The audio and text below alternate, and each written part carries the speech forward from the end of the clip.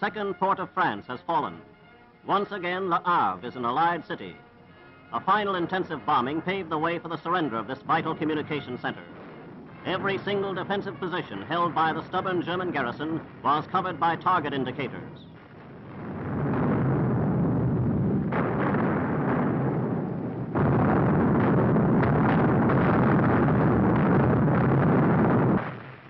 The work of tanks and bombers kept Allied casualties to a minimum and ferreted out the 12,000 German defenders at small cost in Allied lives.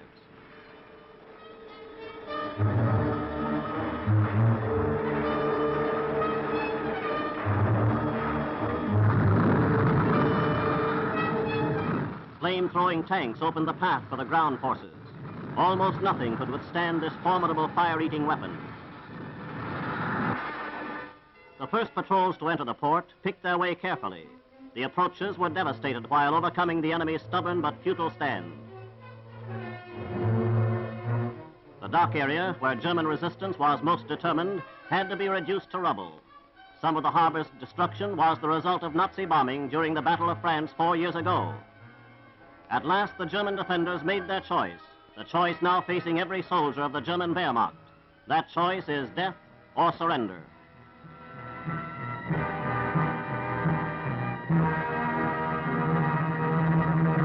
Days earlier, the Albert Canal had been crossed, its vaunted defense system overcome in 4 days. No small part in this rapid triumph was achieved across the Bailey Bridge, which turned the partly demolished permanent bridges into highways for British armor. The capture of Brussels was followed almost immediately by the liberation of Antwerp. The 40 kilometers separating the two cities was covered in record time by the British Second Army. The Germans were given no respite to organize an effective defense.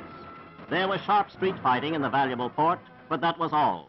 The enemy was caught entirely off balance. This dockside railhead was among the last places taken by the British.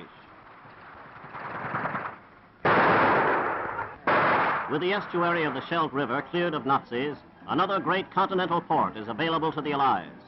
The people of Antwerp and the Belgian forces of the interior gave the Allies fullest possible aid.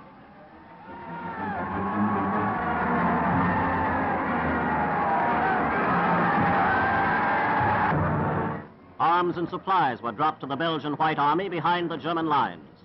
This was a military operation that had proved so successful with the Maquis in France. Since D-Day and even before, this airborne supply policy had paid big dividends for all concerned. The arms were collected the moment they hit the ground. In very few hours, they were put to effective use by the men who had waited for years for this moment to strike. Back in Brussels, meanwhile, members of the Belgian government had flown in from London. Their first official appearance was made at the Brussels War Memorial in tribute to the capital's liberation.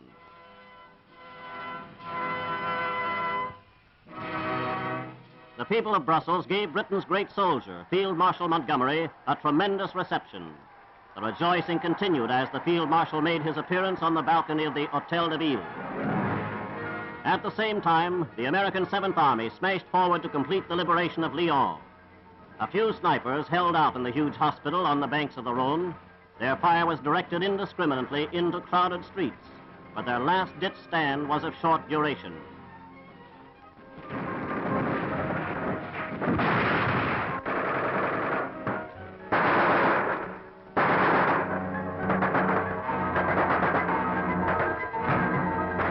Hospital patients were removed to safety until danger from fire was brought under control.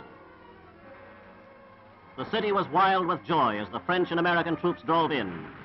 France's third city, Lyon has long been a main center of underground resistance. Here again, the now familiar scene was enacted. Collaborators were paraded through the streets in disgrace.